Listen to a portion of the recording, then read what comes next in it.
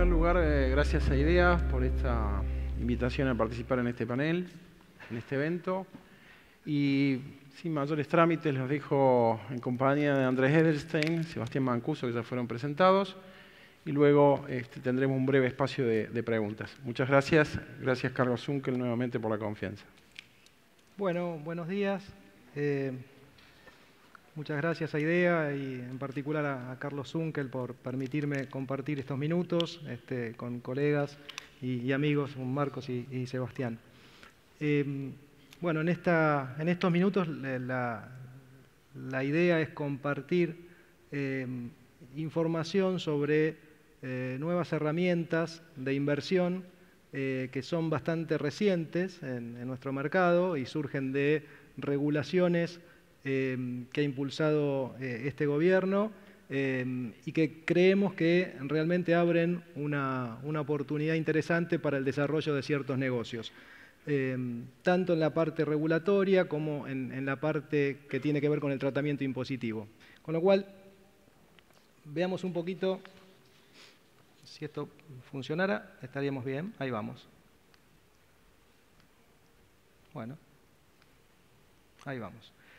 Como les contaba, la idea es repasar brevemente los antecedentes normativos que nos llevan a tener estos instrumentos hoy en día y obviamente a la necesidad de entender cómo funcionan, cuál es la mecánica y tratar de ver si se nos presentan oportunidades como consecuencia de estas nuevas regulaciones. Y por supuesto tener en cuenta el marco regulatorio y el marco impositivo que se presenta. Bueno, esto está fallando, evidentemente, salvo que haya que apuntar para otro lado. Bueno, vamos entonces a los antecedentes normativos. Me parece que es bueno hacer un paneo de cómo comienza la historia de estos instrumentos. Si ustedes recuerdan, tenemos obviamente la Ley de Fondos Comunes de Inversión, la Ley 24083, que es del año 1992. Esta ley distinguía dos tipos de fondos, en términos generales, los fondos denominados abiertos, que son los más conocidos, son fondos que obviamente tienen por objetivo la diversificación, por un lado de activos y por el otro de inversores. El objeto de inversión de estos fondos abiertos es más que nada activos líquidos, y evidentemente le dan obviamente al inversor la tranquilidad de poder salir en cualquier momento a través de un rescate de estos fondos, con los cuales son los que han tenido históricamente más recorrido en nuestro país, y se los llama abiertos porque obviamente no tienen una cantidad limitada de cuotapartistas y todo el tiempo están con la posibilidad de crecer, se van emitiendo cuotas partes a medida que hay nuevos suscriptores. Pero esto es lo ya conocido y lo ya desarrollado. La Ley de Fondos Comunes de Inversión también contempla la posibilidad de fondos cerrados, que el nombre de fondo cerrado obedece a que no va creciendo ilimitadamente, tiene una cantidad ya reducida o limitada de cuotapartistas y de cuotapartes, lo cual no implica que no pueda luego tener un aumento este número de cuotapartistas, pero de entrada nace con una cantidad X de cuotas partes y se mantiene así a lo largo del tiempo. Y en lo que tiene que ver con los activos en los cuales pueden invertir estos fondos cerrados, obviamente las posibilidades son mucho más amplias. No está restringido el activo del fondo a ciertos bienes que tengan liquidez. Con lo cual es el punto de partida, es el de esta ley. Esta ley sufre una modificación en el año 1995, una modificación importante de la ley 24441, que es la que les da a estos fondos un tratamiento impositivo diferencial, el artículo 25 de la ley en ese entonces de la 24083, donde establecía una exención en el caso de los fondos cerrados para la enajenación o compraventa, cambio, permuta y disposición de cuotas partes de fondos cerrados en la medida que las cuotas partes fueran colocadas por oferta pública, ¿sí? Con lo cual teníamos ya este antecedente de tratamiento impositivo diferencial que era la exención para la compraventa de la cuota parte de un fondo cerrado con oferta pública para las personas humanas o para los beneficiarios del exterior. Después de esto, tenemos la ley de sinceramiento fiscal, la 27260. Bueno, ¿y qué es lo que tiene que ver, qué punto de contacto trae esta norma con respecto a los fondos? Bueno, básicamente, si recuerdan el año 2016 y esta ley que establecía el impuesto especial para aquellos que adhirieran al blanqueo, tenía la posibilidad de hacer cero el impuesto especial, ¿sí? El impuesto por el sinceramiento se podía reducir a cero si se invertían los fondos en ciertos instrumentos. Y había básicamente 3 instrumentos, 2 eran títulos públicos que no tuvieron mucho éxito, dado que la tasa no era sumamente atractiva, y por el otro lado estaba la posibilidad de no tributar el impuesto especial si los fondos se invertían en fondos comunes de inversión cerrados con oferta pública.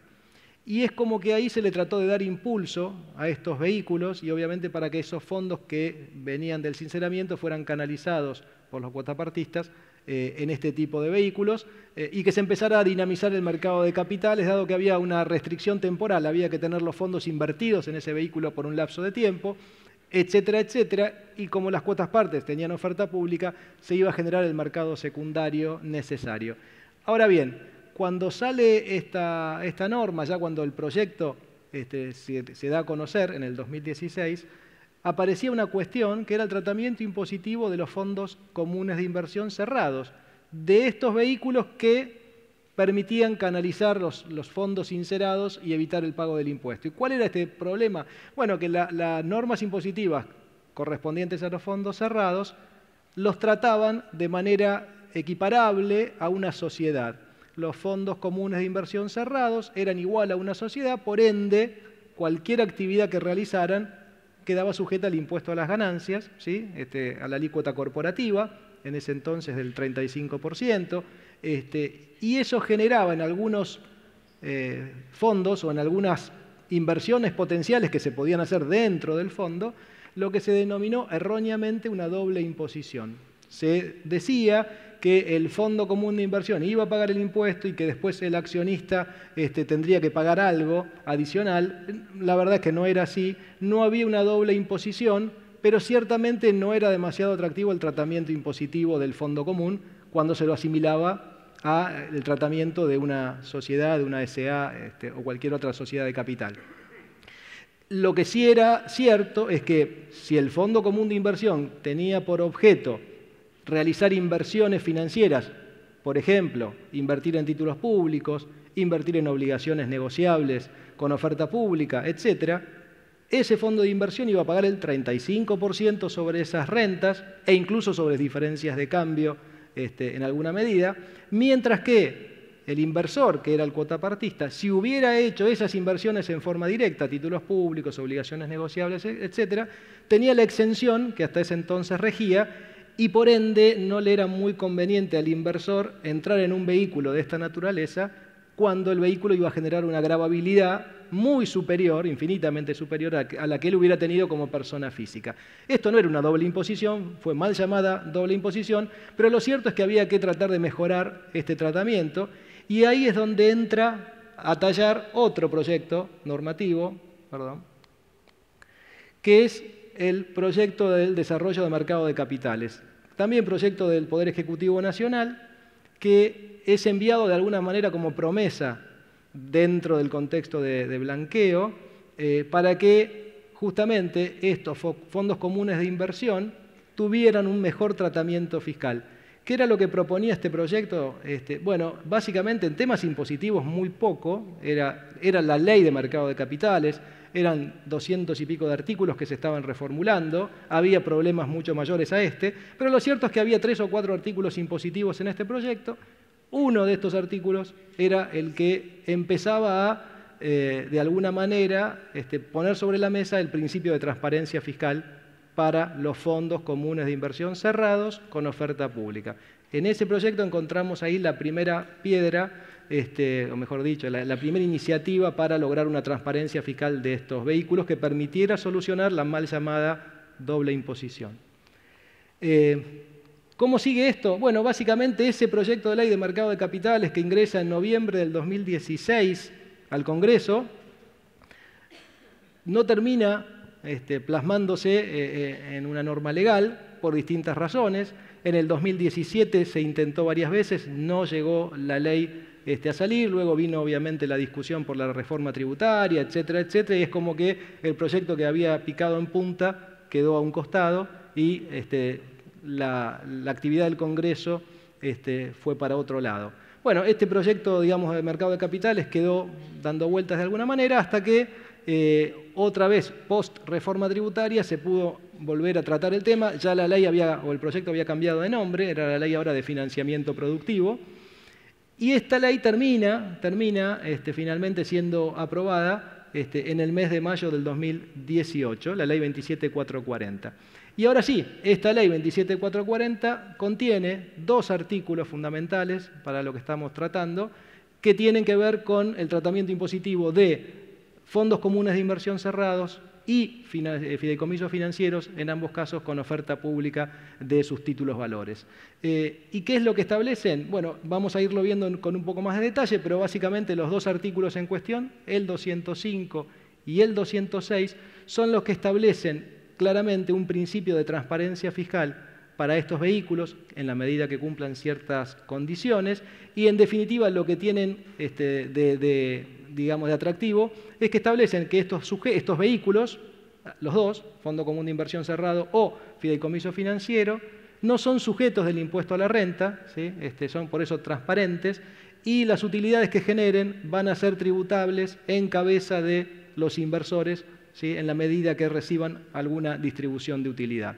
Con lo cual, respecto de la situación base, que era el tratamiento como sociedad de capital de estos vehículos, bueno, ahora entramos en un plano totalmente diferente, que es la transparencia fiscal absoluta en estos casos. Y por último, para completar el marco normativo, lo que tenemos es el decreto reglamentario, bueno, no aparece, pero lo tenemos por ahí, ahí está, que es más reciente. Estamos hablando del decreto 382, que tiene pocos meses desde su aparición, y que de alguna forma clarifica o trata de aclarar o brindar algunas precisiones adicionales.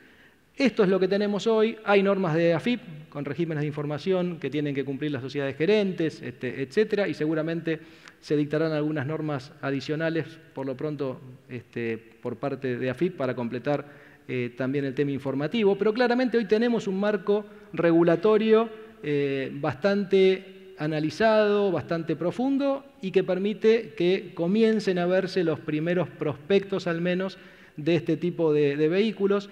Y yendo al tema del blanqueo, en oportunidad del blanqueo y a pesar de la no transparencia fiscal que existía, se hicieron fondos de inversión cerrados, algunos de los cuales hoy todavía siguen teniendo actividad, en particular actividades inmobiliarias. Hay en Plaza 3, 4 fondos que tienen operaciones y surgieron por el blanqueo, y obviamente en esos casos ahora van a quedar alcanzados por las nuevas disposiciones y tendrán resultados anteriores a estas normas, donde tendrán un tratamiento como sociedad, y a partir de las utilidades que se generan a partir de enero del 18 van a recibir el tratamiento de la transparencia fiscal. Bueno, un poquito entonces para el marco regulatorio. Básicamente tenemos, como les contaba, los dos artículos 205 y 206. En ambos casos califican para estos supuestos tanto los fondos cerrados como los fideicomisos financieros. En cuanto al objeto, hay una distinción entre estos dos artículos. El 205 yo diría que es la regla general y el 206 es una subespecie más restrictiva en cuanto al objeto de inversión. El 205 es para todo tipo de proyectos inmobiliarios, de infraestructura, lo puede hacer en forma directa el fondo o el fideicomiso, obviamente que puede también invertir en activos líquidos y también puede otorgar financiamiento, ¿sí?, de distinta naturaleza. El 206 es un poco más dirigido y tiene que ver con proyectos inmobiliarios para familias de ingresos medios o bajos, con lo cual tiene un target bastante más claro y preciso. Básicamente la colocación es la misma, tienen que ser las cuotas partes o los certificados colocados por oferta pública, aquí no hay distinciones. En cuanto a los inversores, hay cantidades mínimas, ¿sí?, una diversificación requerida por las normas. En el caso del artículo 205, que repito es el genérico, son 5 la cantidad de inversores que deben tener como mínimo, y ninguno de estos inversores puede tener más del 51%, digamos, de las cuotas partes del fondo, En el caso del 206 son 20 los inversores que debe tener como mínimo y el requisito de participación máxima es del 25%. Este es el marco regulatorio muy genéricamente hablando. Tengan en cuenta, repito, el 205, que es lo más habitual y lo que se va a encontrar en plaza con mayor asiduidad. El 206 es proyectos, digamos, de vivienda en particular y de vivienda de cierto monto de ventas. Y para ir cerrando y darle el paso a Sebastián, tratamiento impositivo, bueno, muy breve, así después lo podemos completar. Bueno, esto te va a llevar dolores de cabeza porque evidentemente no quiere funcionar. Bueno, volvemos. Bueno, ¿no? Ahí está. Básicamente les contaba, ¿qué es lo fundamental? En ambos casos, fondo cerrado, fideicomiso, tenemos dos principios. El de transparencia, que es muy importante, pero viene además sumado el de diferimiento. ¿Qué quiere decir? Que si bien es transparente el fondo o el fideicomiso, eso no implica que año a año la utilidad que está devengándose en el vehículo tenga que ser imputada por los inversores. Por eso es importante el otro principio, que es el de diferimiento. Esa utilidad la va a imputar el inversor recién cuando reciba una distribución por parte de estos vehículos. La consecuencia entonces es que en la medida que las utilidades se vayan acumulando en estos vehículos, no va a haber tributación por parte de los inversores, con lo cual es un principio, o son dos principios que sumados presentan un marco muy, muy favorable para la canalización de inversiones en este tipo de vehículos. Y básicamente lo que tenemos que pensar como inversores es, si hay una distribución, voy a tener que pagar el impuesto. Ese impuesto, en el fondo 205, si soy persona humana, puede ser que califique incluso para pagar el 15% de alícuota, en caso que el objeto de las inversiones sea actividad inmobiliaria, desarrollos inmobiliarios o propiedad horizontal. En el caso del 206 es mejor el tratamiento, con ciertas restricciones, pero puedo llegar a tener tasa cero para las distribuciones que se hagan a partir del año 10. ¿Sí? Repito, esto es más restringido, más enfocado y por ende con un beneficio adicional. Y por último, las ganancias de capital. Bueno, obviamente, si soy inversor y vendo mi cuota parte, si vendo mi certificado de participación, como persona humana tengo que tener en cuenta el impacto del impuesto cedular, 15% sobre la ganancia, con el costo ajustado por inflación. Bueno, eso es todo. Muchísimas gracias y los dejo con Sebastián para que siga con los detalles más finos. Bueno, gracias. Andrés.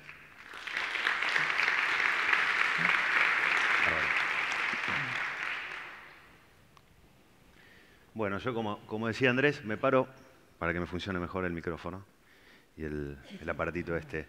Pero básicamente lo que quiero mostrar es el detalle de la reglamentación. Esto surge básicamente de la reglamentación más que de la ley. De la ley ya nos habló Andrés.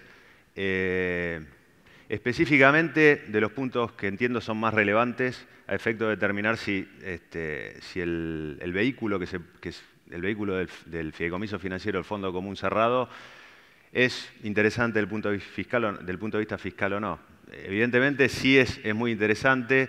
La transparencia, como decía Andrés, en este caso es pro contribuyente, muy diferente a la transparencia a la que estamos acostumbrados los tributaristas, que es pro fisco. En definitiva, es descorrer ese velo en el que están incluidas inversiones financieras por parte del fisco para gravarlas por el devengado y no por el percibido. En este caso, esta transparencia claramente es pro contribuyente porque lo que hace es diferir el resultado grabado hasta el momento de percepción.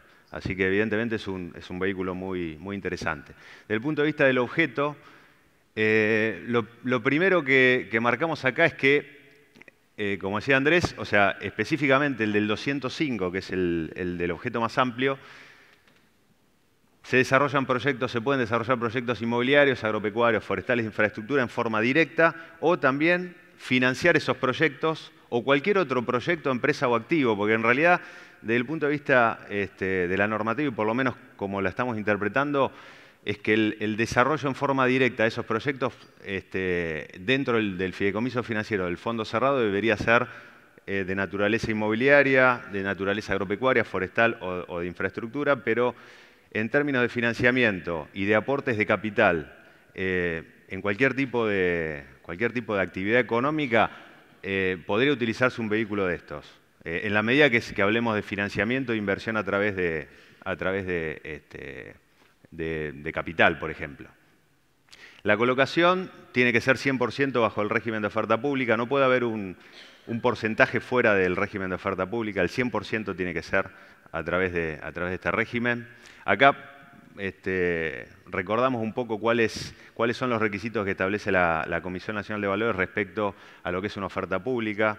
En definitiva, tiene que ser una invitación al público general o a grupos determinados, con lo cual no necesariamente, o sea, si bien es pública, digamos, puede ser de acceso restringido, entre comillas. Tiene que ser de valores negociables, claramente los certificados de participación de fideicomisos, digamos, son valores negociables, los títulos de deuda también, las cuotas parte de los fondos comunes también, con lo cual ese requisito se cumple. Y también tiene que haber difusión de la oferta. Acá el tema de la difusión de la oferta siempre fue también un tema de controversia, porque digamos, no está claro cuál es el esfuerzo de difusión que hay que hacer. Y con esto quiero llegar al punto de que este instrumento, digamos, me parece que va a ser muy utilizado en la medida en cómo se manejen estos requisitos por parte de CNB, porque también podría haber un efecto sustitución de empresas hacia estos instrumentos en la medida que, digamos, que este régimen de oferta pública no sea tan estricto, ¿no? Con lo cual, digamos, una compañía o varias compañías que quieran juntarse para hacer un proyecto inmobiliario deberían evaluar esta alternativa porque evidentemente genera digamos, beneficios de diferimiento de impuestos muy importantes. En cuanto a la naturaleza de las rentas, en principio el diferimiento aplica solamente para rentas de fuente argentina. Si ese fideicomiso tuviera rentas de fuente extranjera, deberían gravarse como una sociedad por fuera, digamos, por fuera del beneficio de transparencia. Inclusive podría convivir, el instrumento podría ser mixto, podría ser por una parte transparente y una parte digamos, tributar por el artículo 69 de la Ley de Ganancias como un sujeto empresa. Así que, digamos, puede haber vehículos que sean solo de renta de fuente argentina como combinados. Respecto a la imputación de la renta, digamos, hay algunas cuestiones específicas de la reglamentación, además de la percepción, que tienen que ver con, por ejemplo, la capitalización, que en principio, o sea, la percepción está entendida en los términos del artículo 18 de la Ley de Ganancias, es la que todos conocemos, digamos, cobrar en efectivo, en especie, acreditación en cuenta, reinvertido, capitalizado. Respecto a la capitalización, si bien la reglamentación habla de que la capitalización, digamos, forma parte de la percepción y por ende, en principio, estaría grabada, después se aclara que a efectos, digamos, de obtener ese resultado grabado, la capitalización debe ser restada, digamos, de esa distribución de resultados. En definitiva, se considera que digamos, como si fuese una reinversión y no una percepción, en definitiva, al final del día. Y obviamente en proporción, la imputación se hace en proporción a la participación que cada inversor tenga sobre el vehículo, que digamos es la forma correcta de hacerlo. El mecanismo de transparencia, como bien ya mencionó Andrés, es en función al tipo de sujeto que haya participado del vehículo. Si es un sujeto persona física, obviamente podrá tener rentas de primera categoría, de segunda categoría, de tercera categoría también, o rentas afectadas por el impuesto cedular. Si es un sujeto empresa, bueno, estará afectado por la ley de impuesto a las ganancias en lo que refiere a las rentas de tercera categoría para sujetos empresas. Y un punto importante en relación a este mecanismo es para el caso que el vehículo haga actividades inmobiliarias, porque en el caso que haga actividades inmobiliarias, si bien es una actividad empresarial realizada dentro del vehículo, los sujetos, por ejemplo, personas físicas que participen de ese vehículo, si obtienen ese tipo de rentas, van a poder considerarlas como rentas inmobiliarias relacionadas al impuesto cedular, el artículo 90.5. O sea que, en definitiva, van a gravar esa inversión o ese resultado derivado de la construcción y enajenación de inmuebles o loteos con fines de urbanización, la van a poder gravar al 15%. E inclusive aplicar el ajuste por inflación sobre esos bienes. Evidentemente esto es una ventaja importante respecto a la realización de una inversión inmobiliaria dentro de una compañía. Una compañía, digamos, grabaría el 30% o el 25%, mientras que con este vehículo, digamos, inversores, asumiendo, digamos, que los inversores de una determinada compañía son personas físicas, si en lugar de actuar a través de una compañía, actuaran a través de un vehículo como estos, un fideicomiso o fondo común cerrado, tendrían una baja de por lo menos 10 puntos de tasa, ¿no? De 25 al 15%, con lo cual es muy, muy beneficioso. Y bueno, para beneficiarios del exterior también hay transparencia, aplica la retención como pago único y definitivo. Y sobre este punto, digamos, la reglamentación establece que tanto el agente fiduciario, la sociedad gerente, el agente de compensación o el de liquidación, o sea, la LIC o el ACDI, pueden actuar o deben actuar como agente de retención. Ahí, digamos, hay como una multiplicidad de agentes. Digamos, ahí debiera tal vez definirse quién actúa, digamos, en primera instancia y subsidiariamente, ¿no? Pero en definitiva el beneficiario exterior también se beneficia de ese régimen de transparencia pudiendo aplicar el impuesto cedular. Después, respecto a acumulación de utilidades no distribuidas, en la medida que no distribuya el vehículo, obviamente no va a haber gravabilidad en cabeza del inversor. Cuando se produzca esa distribución, el método elegido en la legislación es el famoso primero entrado, primero salido, que es alocar las rentas más antiguas digamos, a la gravabilidad para el inversor y en proporción a cada una de las participaciones de la renta que tuvieron durante el año. Porque acá hay una cuestión, digamos, práctica de la liquidación que sucede si, por ejemplo, una persona física tiene rentas de distintas categorías en un mismo año, se acumulan y no se distribuyen. Hay que definir después, cuando hay una distribución, qué rentas estoy distribuyendo. Si estoy distribuyendo de primera, de segunda, de tercera. En este caso, el reglamento lo que dice es que hay que distribuir en proporción a la renta generada en un determinado periodo fiscal. O sea que si tengo rentas de 2 años, no sé, de 2019 y 2020, primero distribuyo las del 2020 y específicamente dentro de 2020, si tenía una proporción de 30, 33, 33 y 33 de primera, segunda y tercera, bueno, distribuyo en esa misma proporción y grabo en esa misma proporción. O sea, es una forma, me parece práctica de distribuir el resultado. Después, respecto a la distribución de ganancias de los fondos y de los fideicomisos a los inversores, bueno, claramente como hay transparencia fiscal, no hay retención de dividendos por la renta que se genere dentro del fideicomiso y que se distribuye a los inversores, porque en definitiva los que graban la renta como si no existiera el vehículo es el inversor. Entonces, desde ese punto de vista, es razonable que así sea, digamos. Salvo que, por ejemplo, dentro del vehículo tengamos dividendos, o sea, el vehículo tenga la participación en una sociedad y esa sociedad distribuya dividendos al vehículo. En ese caso es como si el inversor propiamente haya digamos, percibido dividendos, con lo cual ahí sí debería aplicar la retención al dividendo y eso está contemplado en la legislación, está digamos, expuesto.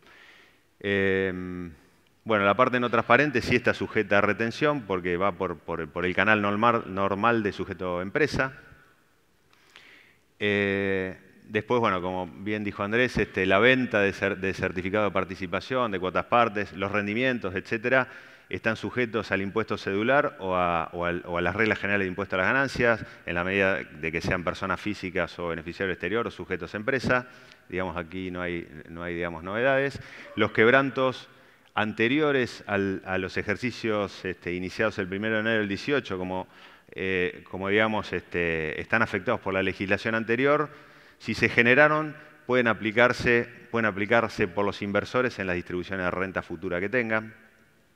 Y después, en relación a los quebrantos posteriores, ahí, bueno, señalamos una complejidad que, digamos, no es insalvable, simplemente que al ser transparente el vehículo y al determinar rentas de personas físicas, personas humanas y de sujetos a empresas, tenemos o quebrantos, digamos, podemos tener quebranto de impuesto cedular, que digamos, son específicos por fuente y por categoría. Tenemos quebrantos también de primera, segunda y tercera de persona física que tienen un tratamiento específico entre ellos. Y los quebrantos propiamente de las compañías, con lo cual hay que hacer una liquidación bastante detallada de estas cuestiones. De hecho, la resolución de AFIP, la 4498, que salió hace muy poco, estableció la obligación para los fiduciarios y las sociedades gerentes de estos vehículos de emitir un certificado de resultados, que ese certificado de resultados tiene que tener el detalle de las ganancias y los pagos a cuenta generados por el vehículo. Y ahí tiene que haber una discriminación por fuente, por cada una de las rentas. Si hay resultados de acciones que están exentas de impuesto a las ganancias para las personas humanas, también para los beneficiarios del exterior. Eventualmente, si hay fondos comunes de inversión que tienen más del 75% de activos que son exentos también, digamos, mantienen la exención. Es decir que, bueno, tiene una serie de datos a proporcionar al inversor bastante complejos, que bueno, implican una liquidación detallada.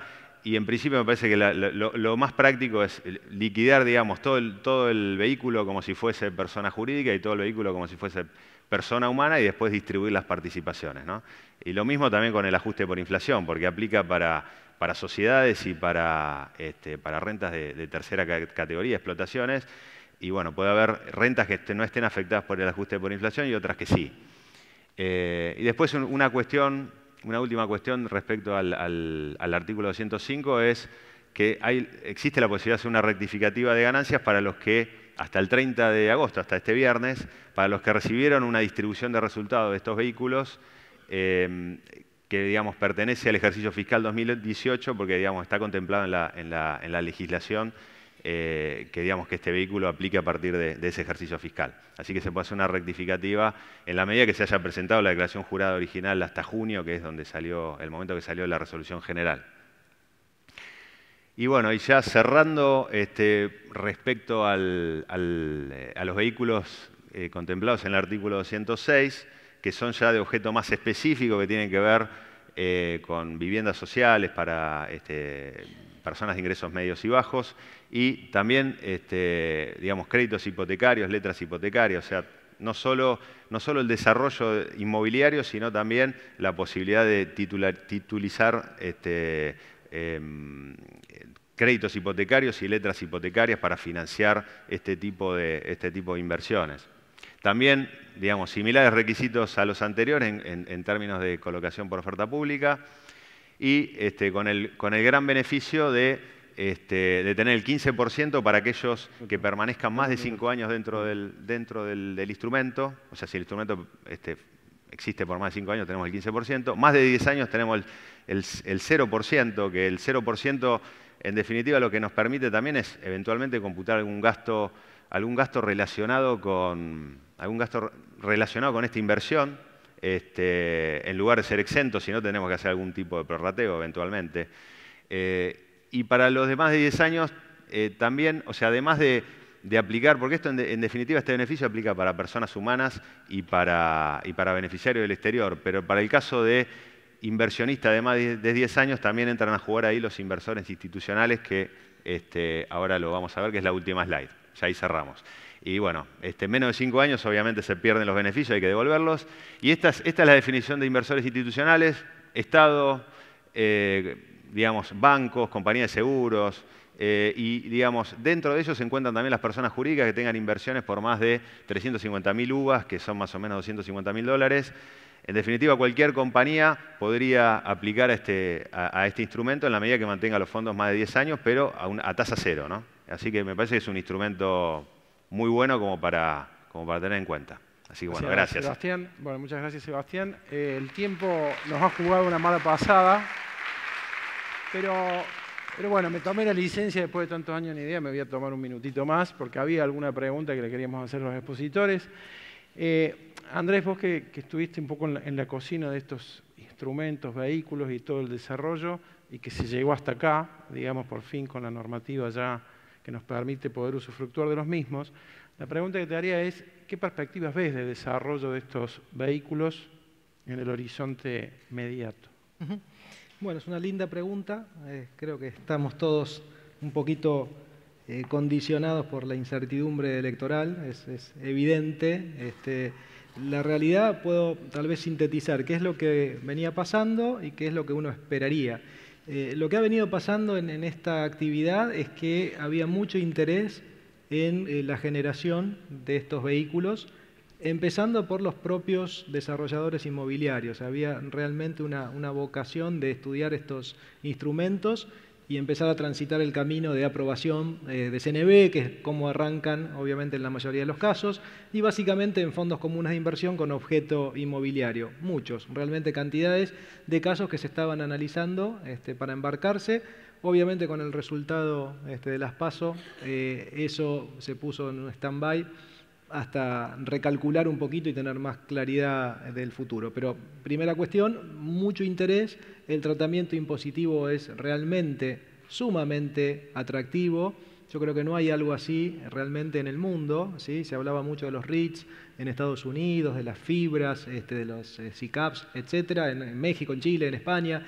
El tratamiento que tienen estos vehículos es muy superior al que otorgan los regímenes particulares en esos países por el doble efecto de la transparencia y el diferimiento, y ni hablar la tasa cero a 10 años para los del 206. Con lo cual, sumamente interesante, así fue receptado por los actores que se dedican a este tipo de inversiones y estaba transitando este camino. A futuro, obviamente, estamos condicionados por lo que suceda electoralmente.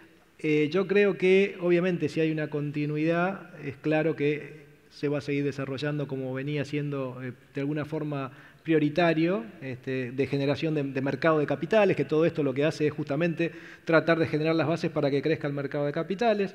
De lo contrario, yo creo que se van a mantener las normas, al menos en lo que tiene que ver con los fondos que tienen que ver con la economía real, como se suele llamar, básicamente temas inmobiliarios o de infraestructura, y sobre todo porque cuando uno sigue la discusión en el Congreso, la de financiamiento productivo, bueno, el 206 en particular surgió como consecuencia de pedidos de la oposición de cierta vivienda para gente de ingresos medios y bajos, con lo cual no fue algo que surgiera como iniciativa al inicio y sí traída por la oposición. Con lo cual, al menos en lo que tiene que ver con desarrollos inmobiliarios o de infraestructura, yo creo que no hay alguien que esté en discordancia con incentivar la canalización de inversiones a través de estos vehículos.